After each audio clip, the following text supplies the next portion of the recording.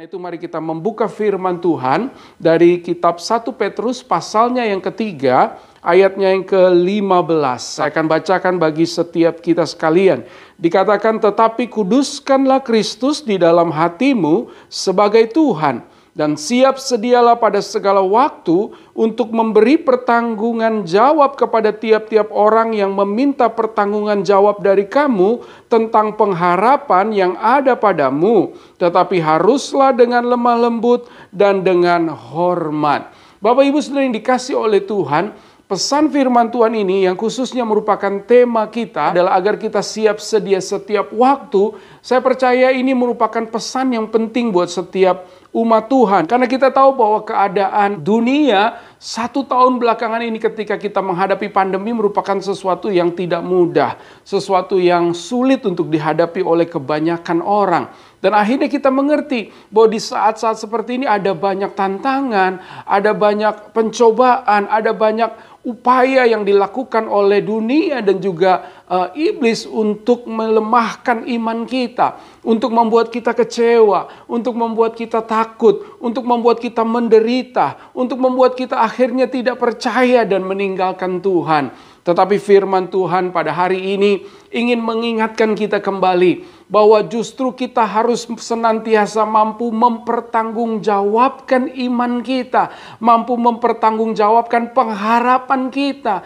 Karena kita tahu bahwa kita mengenal Kristus bukan persoalan 1-2 hari atau 1-2 tahun. Tetapi saya percaya sebagian besar kita telah mengenal Kristus bertahun-tahun di dalam kehidupan kita. Sehingga kita seharusnya mengerti bahwa persoalan, kesulitan, masalah sebesar apapun, kita tetap percaya bahwa Kristus adalah tetap Tuhan yang menyertai kita. Kristus adalah Tuhan yang tetap melindungi kita. Kristus tetap adalah Tuhan yang berbicara kepada kita, yang menerangi kita, yang menuntun kita, yang akan membebaskan kita, yang akan memberkati kita, Bapak Ibu Saudara yang dikasih oleh Tuhan. Nah, ayat ini jelas sekali berkata bahwa di dalam kehidupan kekristenan kita, setelah kita mengenal Kristus, Tuhan menghendaki agar kita bisa mempertanggungjawabkan pengharapan kita, mempertanggungjawabkan iman kita. Karena itu Bapak Ibu Saudara yang dikasih oleh Tuhan, bagaimana caranya kita bisa tetap bisa mempertanggungjawabkan pengharapan kita?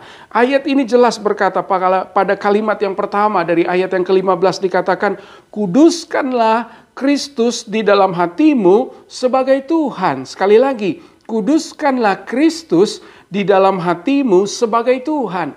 Mungkin ketika kita membaca kalimat ini kita tidak begitu memahami apa artinya menguduskan Kristus di dalam hati kita sebagai Tuhan. Maka izinkan saya menjelaskan secara sederhana. Menguduskan Kristus di dalam hati itu berarti kita mengkhususkan Tuhan di dalam hati kita. Dan bukan hanya mengkhususkan Tuhan di dalam hati kita sebagai sosok atau pribadi yang kita kenal, tetapi kita harus menempatkan Kristus, kita harus mengkhususkan Kristus, kita harus menspesialkan Kristus, kita harus menjadikan Kristus sebagai Tuhan, sebagai pribadi, sebagai sosok, sebagai Allah yang merupakan pribadi yang pertama yang ada di dalam kehidupan kita. Kita harus menempatkan Tuhan di tempat yang pertama, Bapak Ibu Saudara yang dikasih oleh Tuhan.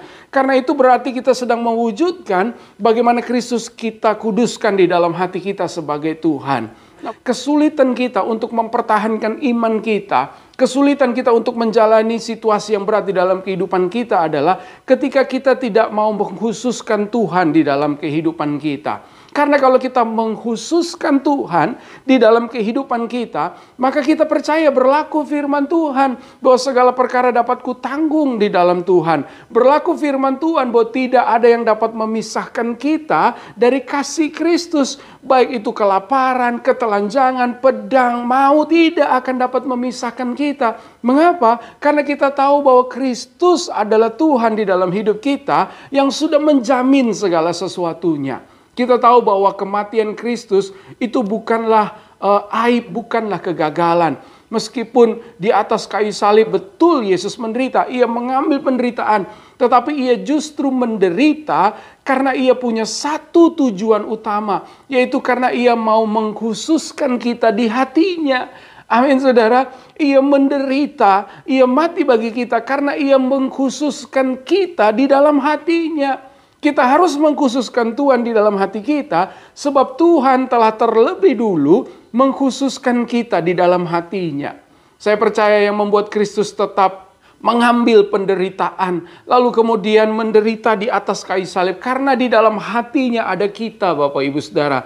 Ada setiap Bapak Ibu Saudara yang dikasih oleh Tuhan, karena Tuhan tidak mau setiap kita binasa, tetapi setiap kita memperoleh keselamatan yang kekal. Sama seperti teladan Kristus, kita juga harus mengkhususkan Tuhan di dalam kehidupan kita. Akhirnya kita bisa menemui bahwa di saat-saat sulit, ada kekosongan yang ada di dalam jiwa kita yang tidak bisa diisi atau ditempati oleh siapapun atau apapun, Bapak Ibu Saudara. Uang tidak bisa menolong kita, kekayaan tidak bisa menolong kita, bahkan kepintaran, jabatan kita tidak bisa menolong kita di saat-saat yang krisis. Tetapi Kristus yang ada di dalam hidup kita, itu bisa menolong kita, bisa membuat kita keluar dari setiap persoalan kita, dan bisa membuat kita melihat mujizat serta kemenangan. Bapak, itu sebabnya kita harus mengkhususkan Tuhan. Kita tahu bahwa ketika Tuhan pada malam Getsemani, ketika ia berdoa di taman itu, ia berkata, kalau boleh cawan ini lalu daripadaku. Tetapi ia berkata akhirnya, bukan kehendakku yang terjadi, tetapi kehendakmu lah yang terjadi. Artinya apa? Kristus sudah siap. Ia siap untuk mengambil setiap penderitaan. Ia siap untuk meminum cawan penderitaan itu, Bapak Ibu Saudara yang dikasih oleh Tuhan. Dan bayangkan kalau Kristus akhirnya ragu-ragu, kalau Kristus akhirnya gagal untuk mengambil penderitaan itu, kalau Kristus gagal mengambil penderitaan itu, Bapak Ibu Saudara, menanggung penderitaan itu, maka ia gagal untuk mencintai kita. Ia gagal untuk membuktikan kasihnya kepada kita. Dan ia bukan hanya gagal membuktikan kasihnya kepada kita, tetapi ia juga gagal untuk menyelamatkan kita. Tetapi kita tahu bahwa tidak ada satu rencana baik Tuhan yang gagal di dalam kehidupan kita. Apa yang dikehendaki Bapa kepada kita di dalam Kristus itu pasti digenapi. Itu sebabnya ia mengambil setiap penderitaannya, karena ia tahu ada kita di dalam hatinya. Ada setiap umat manusia di dunia ini di sepanjang zaman yang perlu menerima keselamatan di dalam Kristus. Karena itu Bapak Ibu Saudara yang dikasihi oleh Tuhan, kita tahu bahwa kita pun juga harus siap menanggung setiap penderitaan, persoalan yang mendera yang datang di dalam kehidupan kita. Karena kita tahu ini merupakan bentuk pertanggungjawaban kita kepada Tuhan. Amin Bapak Ibu Saudara. Tuhan mau kita siap sedia. Pertanyaannya adalah siap sedia untuk apa, Bapak Ibu Saudara yang dikasihi oleh Tuhan. Kita tahu bahwa kita tak ada di akhir zaman. Itu sebabnya kita harus waspada, kita harus siap sedia. Namun pertanyaannya, kita siap sedia untuk apa? Karena itu melalui kebenaran firman Tuhan ini kita akan membahas, paling tidak kita siap untuk dua hal ini, Bapak Ibu Saudara. Yang pertama, kita harus siap sedia senantiasa untuk menyatakan atau mengerjakan keselamatan yang sudah Tuhan anugerahkan di dalam kehidupan kita. Firman Tuhan katakan, kerjakanlah keselamatanmu yang telah dianugerahkan Kristus di dalam kehidupanmu. Itu sebabnya kita harus siap sedia untuk mempertahankan keselamatan yang sudah Tuhan berikan, untuk mengerjakan dan menjaga keselamatan yang sudah Tuhan berikan di dalam kehidupan kita. Bapak Ibu Saudara yang dikasihi oleh Tuhan, bagaimana caranya kita siap sedia, lalu kemudian kita mempertahankan keselamatan kita? Maka firman Tuhan mengajarkan kepada kita cara sederhana untuk kita bisa mempertahankan keselamatan buat diri kita yang sudah Tuhan berikan adalah dengan membangun atau membuat tembok perlindungan bagi diri kita masing-masing. Kita tahu bahwa setiap rumah punya sistem keamanannya masing-masing. Ada yang rumahnya menggunakan pagar, ada yang di rumahnya dipasang CCTV, bahkan ada rumah yang mungkin dipajang ditaruh anjing yang galak di depan, Bapak Ibu Saudara, lalu kemudian ada tulisan di depan pagar, awas anjing galak gitu ya kan. Nah, ada banyak cara buat semua orang di rumahnya membuat perlindungan bagi rumahnya untuk tidak datang maling atau penjahat dan hal-hal buruk lainnya. Tetapi membuat kita belajar juga bahwa ternyata kehidupan di rumah kita atau di kehidupan kita masing-masing, kita juga harus buat perlindungan, sistem perlindungan buat diri kita masing-masing. Kalau rumah saya sistem perlindungannya berbeda, maka rumah Bapak Ibu juga pasti berbeda. Mungkin saya tidak memerlukan pagar sebab saya tinggal di dalam komplek atau klaster yang dijaga dalam satu pintu oleh keamanan atau satpam di depan kompleks. Tetapi mungkin Bapak Ibu Saudara tinggal di pinggir jalan yang besar sehingga Bapak Ibu Saudara harus punya pagar, harus punya CCTV, atau mungkin lingkungan Bapak Ibu Saudara memerlukan ada anjing yang Bapak Ibu Saudara harus pelihara di depan rumah supaya menjaga rumah Bapak Ibu Saudara. Intinya adalah setiap rumah atau kehidupan kita masing-masing itu berbeda-beda. Itu sebabnya Tuhan mau supaya setiap kita masing-masing menjaga keselamatan kita dengan membuat sistem keamanan, dengan membuat pagar perlindungan buat diri kita masing-masing. Kalau ada di antara Bapak Ibu Saudara yang lemah karena masalah uang, maka Tuhan mau kita menjaga diri kita terhadap uang. Kalau kita punya masalah, punya persoalan dengan tontonan-tontonan cabul, dengan dosa-dosa perzinahan, percabulan, dan lain sebagainya. Tuhan mau kita menjaga diri kita dari hal-hal tersebut. Kalau kita punya persoalan dengan emosi yang cepat meledak, kalau kita punya masalah dengan perkataan yang kasar, kalau kita punya masalah dengan integritas dalam kemunafikan, berkata tidak jujur, dan lain sebagainya, maka Tuhan mau kita buat perlindungan terhadap kelemahan-kelemahan kita. Mungkin sebelum kita mengenal Kristus, kita memiliki kebiasaan buruk yang sulit sekali kita lepaskan. Dan ketika pada saat ini kita telah hidup sebagai anak Tuhan, maka kita harus bisa membuat tembok perlindungan buat diri kita sendiri. Karena kita tahu bahwa ada pihak yang mau kita gagal. Sama seperti ada pihak yang mau bahwa Kristus itu tidak mengambil penderitaan dan gagal, maka ada pihak juga yang mau kita gagal, yaitu iblis. Sebab iblis mau mencuri, membunuh, dan membinasakan kita. Iblis mau supaya kita kembali lagi kepada dosa kita. Iblis mau kita mencintai dunia. Iblis mau kita gagal. Itu sebabnya Bapak Ibu Saudara, kita harus siap sedia. Kita harus buat perlindungan, sistem keamanan buat diri kita sendiri. Supaya kita bisa mempertahankan keselamatan kita, Bapak Ibu Saudara. Iman, pengharapan, dan kasih ini merupakan sistem ilahi yang Tuhan install, yang Tuhan taruh, yang Tuhan anugerahkan di dalam kehidupan kita. Sehingga dalam bertindak, dalam berkata, dalam hubungan dengan Tuhan, dalam hubungan dengan sesama, iman, pengharapan, dan kasih itu yang akan menjadi tembok perlindungan buat kita. Yang akan membuat segala sesuatunya berjalan dengan kehendak Tuhan. Amin, Bapak Ibu Saudara. Dan yang kedua, apa yang bisa kita lakukan untuk siap sedia setiap waktu di dalam kehidupan kita? Kalau yang pertama adalah kita harus mengerjakan dan tetap mempertahankan keselamatan kita, maka yang kedua kita harus siap sedia untuk senantiasa membuktikan kasih kita kepada Tuhan. Amin, Bapak Ibu Saudara. Tuhan menghendaki bahwa kita harus siap sedia untuk membuktikan kasih kita kepada Tuhan. Tuhan Yesus telah membuktikan kasih-Nya kepada kita. Ia mengambil penderitaan itu. Ia mati di atas kayu salib karena Ia ingin membuktikan kasih-Nya kepada kita. Itu sebabnya kita pun juga harus siap sedia untuk melakukan teladan yang sama seperti yang telah Tuhan Kristus teladankan bagi kehidupan kita. Ia mengasihi kita.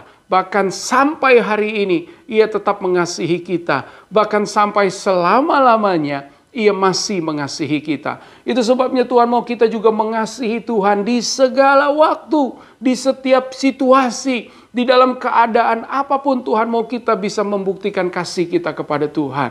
Mengasihi Tuhan bukan hanya berkata aku mencintai Engkau Tuhan.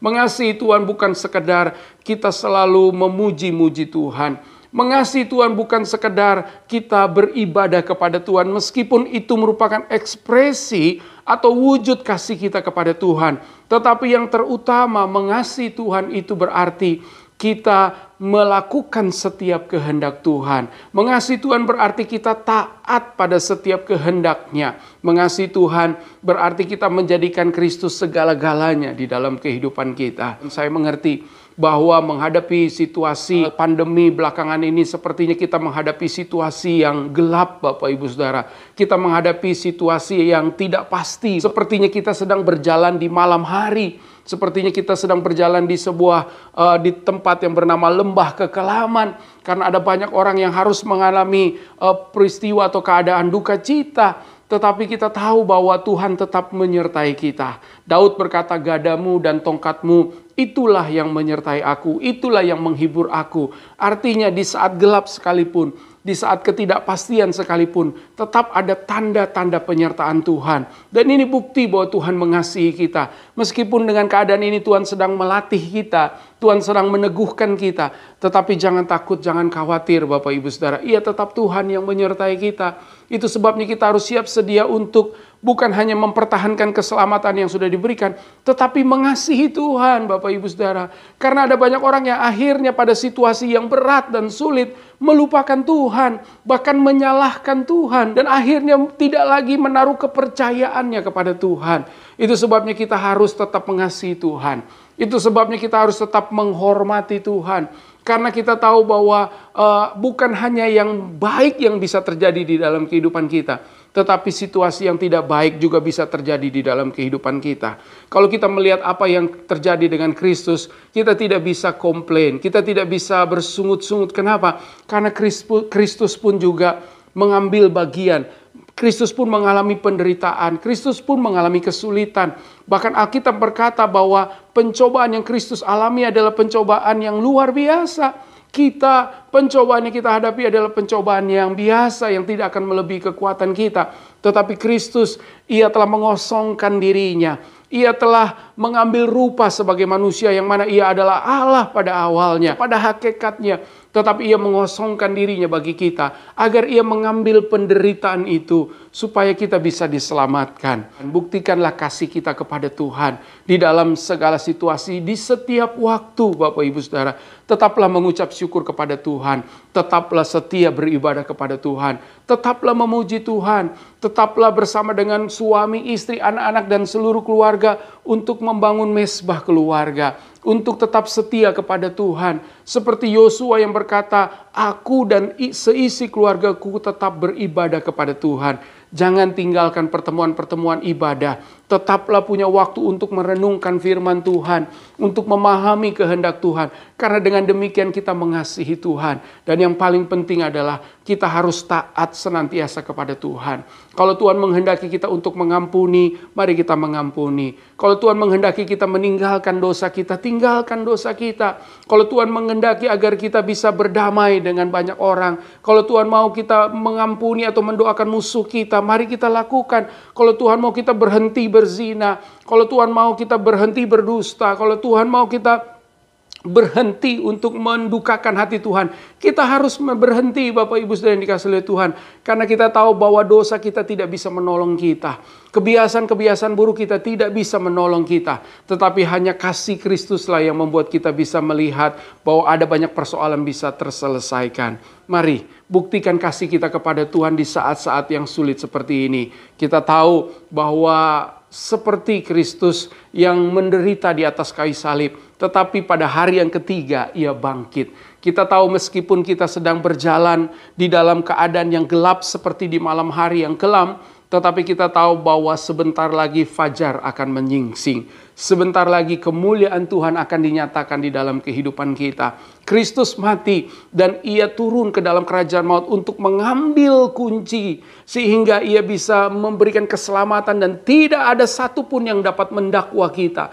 Itu sebabnya Bapak Ibu Saudara, di saat yang gelap Ia tetap berjalan, karena Ia tahu bahwa akan terbit terang kemuliaan, yaitu keselamatan dari Allah bagi kita sekalian. Kita pun juga dengan demikian Bapak Ibu Saudara, kita harus bisa berjalan tetap di dalam lembah kekelaman. Kita harus tetap bisa menanggung setiap penderitaan yang terjadi di dalam kehidupan kita. Dan iman pengharapan kita bisa pertanggungjawabkan kepada dunia dan kepada siapapun. Bahkan kepada Tuhan sekalipun. Saya tetap mencintai Tuhan. Saya tetap mau taat kepada Tuhan karena saya tahu bahwa dari dalam gelap akan terbit terang yang luar biasa. Kematian Kristus mengingatkan kepada kita bahwa Kristus datang ke dunia ini sebagai terang. Dan Ia tidak mau kita tetap tinggal di dalam kegelapan. Tuhan mau kita keluar dari kegelapan dan masuk kepada terang Tuhan yang ajaib. Tuhan tidak akan mengizinkan kita selama-lamanya ada dalam keadaan yang gelap, menakutkan dan menderita. Tetapi ada saatnya nanti, tidak lama lagi, Tuhan akan membawa kita melihat fajar yang menyingsing. Kita melihat penggenapan janji-janji Tuhan kembali di dalam kehidupan kita. Kita melihat kembali Tuhan yang menjadi pemelihara kita. Menjadi Tuhan yang menyembuhkan kita. Menjadi Tuhan yang melindungi kita. Dan menjadi Tuhan yang menyelamatkan kita. Inilah saat dimana kita kembali memproklamirkan kemerdekaan, keselamatan yang sudah Tuhan kerjakan di dalam kehidupan kita. Dengan mengingat pengorbanan Kristus, membuat kita bisa mempertahankan keselamatan yang sudah Tuhan berikan kepada kita. Membuat kita bisa membuktikan kasih kita kepada Tuhan di segala situasi, di setiap waktu di dalam kehidupan kita. Sebagaimana kita tahu bahwa kasih Tuhan tidak pernah berubah dulu, kemarin, hari ini, dan selama-lamanya. Biarlah setiap hari menjadi hari di mana kita membuktikan keselamatan yang sudah Tuhan kerjakan harus saya pertahankan. Keselamatan yang sudah Tuhan berikan harus saya pertahankan. Dan setiap hari merupakan saat di mana kita menyatakan kasih kita, ketaatan kita kepada Tuhan, sampai kita melihat bersama-sama pengharapan kita yang pasti, yaitu ketika Kristus menyatakan kemuliaannya kepada kita dan memberikan upah yang kekal bagi kita, yaitu keselamatan dan kehidupan yang kekal. Tetap kuat Bapak Ibu Saudara yang dikasihi Tuhan, tetap percaya, tetap melangkah, karena kita tahu bahwa Kristus berkata di atas kayu salib, sudah selesai. Ia sudah menyelesaikan segala sesuatu. Itu bukan kalimat penderitaan, tetapi itu merupakan kalimat kemenangan. Sudah selesai, merupakan jaminan keselamatan yang Tuhan berikan bagi kita. Haleluya.